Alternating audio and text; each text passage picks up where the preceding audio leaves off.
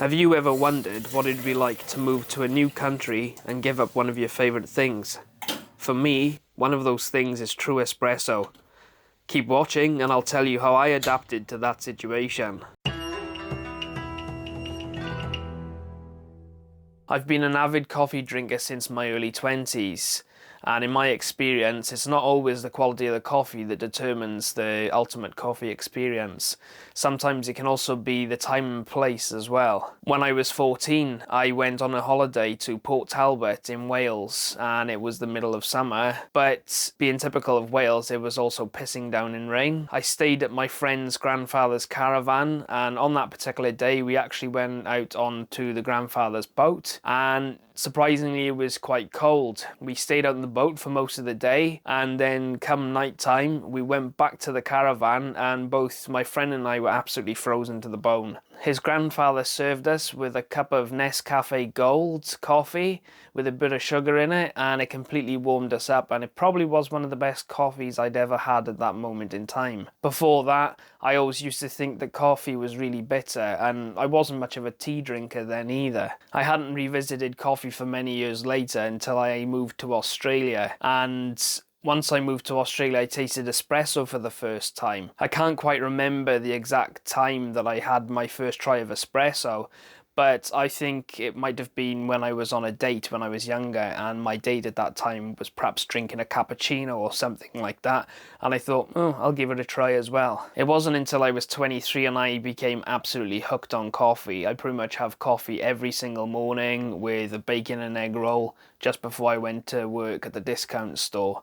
Last year I moved to Japan, and it's been another completely different culture shock in terms of coffee. The Japanese prepare their coffee a bit differently from the UK and from Australia. When I came to Japan, I noticed that they actually use pour over kettles, so you fill up the kettle with water and then you boil the kettle, and you get a little plastic funnel and you put some filter paper in the funnel, and then you get your coffee grounds and you put that into the funnel, and then you put the funnel over the top of a cup and pour the boiling water into the top, and then you let the liquid pass through the coffee and drip into the cup, which is pretty much a drip coffee. I will say I do like drip coffee. It brings out the character of the coffee, but it's not quite espresso in my eyes. In Australia, I had a low to mid-range espresso machine, and it made true espresso, but I didn't bring it with me to Japan because it was going to be too much of a palaver to try and work out the electric system, and just the size of it was huge. It would cost so much to bring. The coffee machine itself and the grinder would be around about $780 if you were to buy them brand new today. I ended up giving them to my parents, which I'm happy they got to have a nice coffee machine, but I really do miss my espresso machine.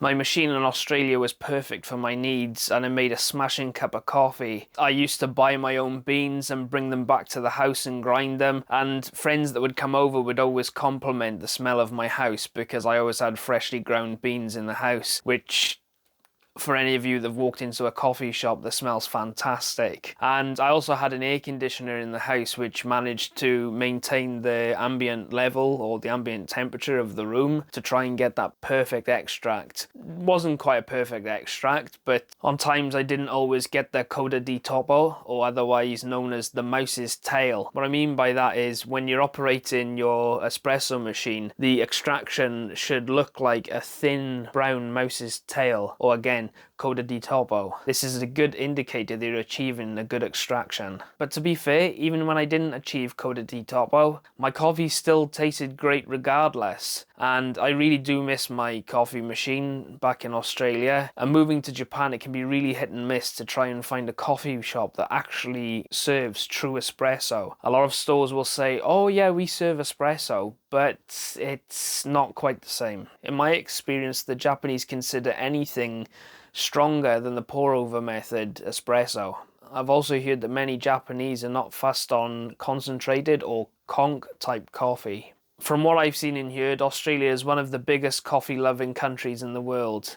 And in fairness, it shows, or to be more apt, it tastes. In Australia, it would be quite a letdown if I went to a cafe or a restaurant and they served coffee in the capsule format. In other words, a machine that you put like a coffee pod into the machine and then you press a button and you get coffee out of it. Prior to having my espresso machine, I had a coffee capsule machine. I had one from Aldi, and I also tried some of the capsules from Nespresso as well. But in my experience, many of the capsules end up just tasting exactly the same.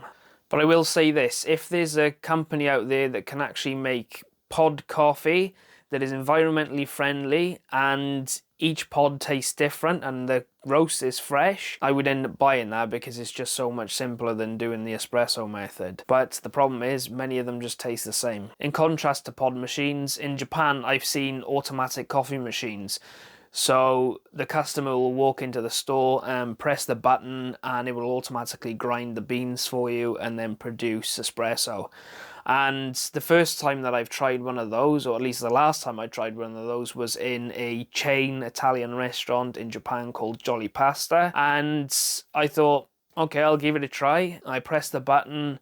And in fairness, true espresso actually came out. However, they didn't serve milk with the espresso, and I like to have a tiny bit of milk with my espresso just to take off the edge. And if there's no automatic machines, most of the restaurants or cafes will serve drip coffee, but they will actually charge you the same price for drip coffee that they will espresso, which I think is crazy. There's so much more that goes into trying to make espresso than in drip coffee. There's so much more that goes into making espresso than drip coffee.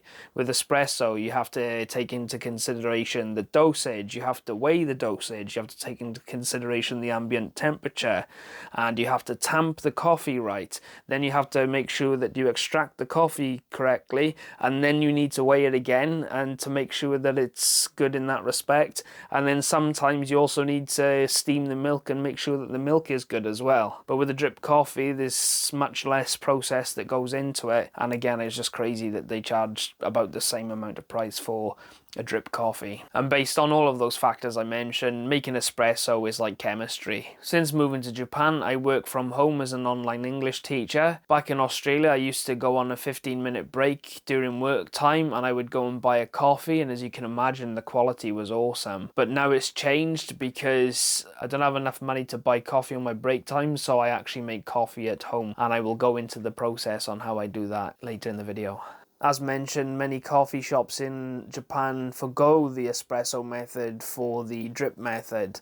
And in the case of big chains such as Starbucks, it's also been a bit of a letdown as well. I went to Starbucks only one time, and the time that I did go, the coffee was just watered down milk. I couldn't taste the coffee at all. Now, you're probably thinking at this point, well, he's just a cheeky whinging bastard. And yeah, I guess I am to an extent, because now I am a bit of a coffee snob. In Australia, I was fortunate to have a 1-hour barista lesson with the former New Zealand barista champion. And it's a bit funny, but prior to that lesson, I thought all the coffees that I were making were quite tasty. But after he showed me how to do it the proper way, I definitely improved my coffee making. Before the lesson, the majority of my coffees came out a very watery, amber looking colour, and the taste just wasn't the same. Now, you're going to find this a bit funny, but now that I've moved to Japan and I've changed the way that I make coffee, I don't really take into consideration too many of the variables anymore. I've got a bit of a set method, and it generally makes a decent cup of coffee every time. I don't spend nearly as much time as I should be to try and get that muy bueno tasting coffee, and as they say, the more little things you get right leads on to the path of perfection, and it's something I should be doing when I'm making my coffee, just to get the awesome taste. Now, even though I've mentioned that many of the Japanese coffee shops fall short, I have a friend that lives in the same city as me.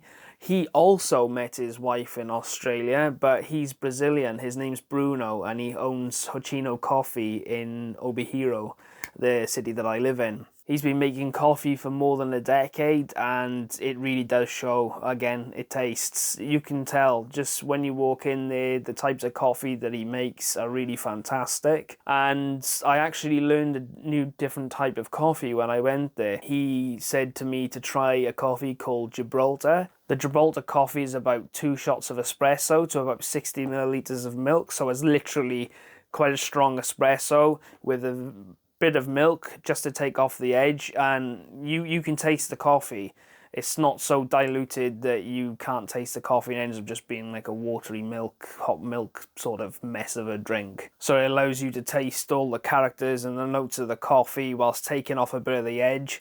The other thing is as well, Bruno has also trained Japanese baristas, and they have moved on to make their own shops, and they've been quite successful in doing that as well. As much as I'd love to go to Bruno's shop every day, at the moment I just don't have the money to be able to do that, and I guess there's a bit of a time constraint as well. So that leads me on to how I actually make my coffee at home, the moment you've been waiting for. So I've adapted my daily coffee making by using one of these little bad boys. The Bialetti, the Moka pot. The Moka pot comes in 3 main parts. On the bottom is the water chamber that has a perfectly shaped hole for the ground coffee basket to sit in. And then, to create a seal, there is a collection chamber that has a gasket, funnel and a lid. The Moka pot was invented in Italy by an engineer called Luigi De Ponte, who sold the rights of the design to an aluminium vendor called Algonzo Bialetti. Bialetti is the brand name of the awesome little device. The water from the bottom chamber boils after placing it on the hob of the stove, and the pressure forces the water through the coffee grounds and up through the collection chamber.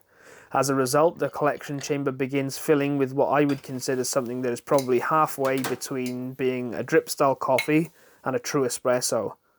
The taste of the brew is stronger than the drip style, but not as potent as the liquid from a proper espresso machine that should operate around 7 to 11 bars of pressure on the barometric scale. As the Moka pot creates a stronger flavoured coffee, it works much better when accompanied with warm milk. One downside of the Moka pot is that it does not come with a steaming wand, and so I improvise by pouring approximately 100 millilitres of milk into a cup and microwaving it.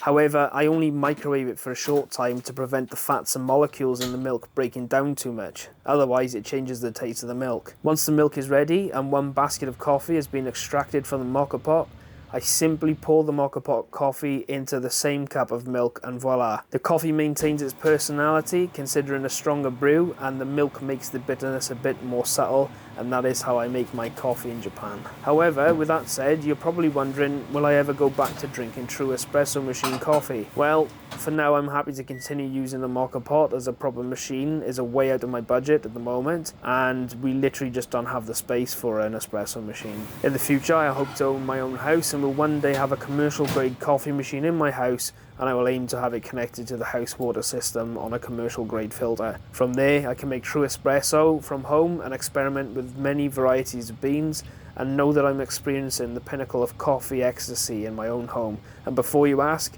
yes, of course I will start weighing my coffee and ensuring all the variables are taken into consideration. Otherwise it would be a bit of a waste.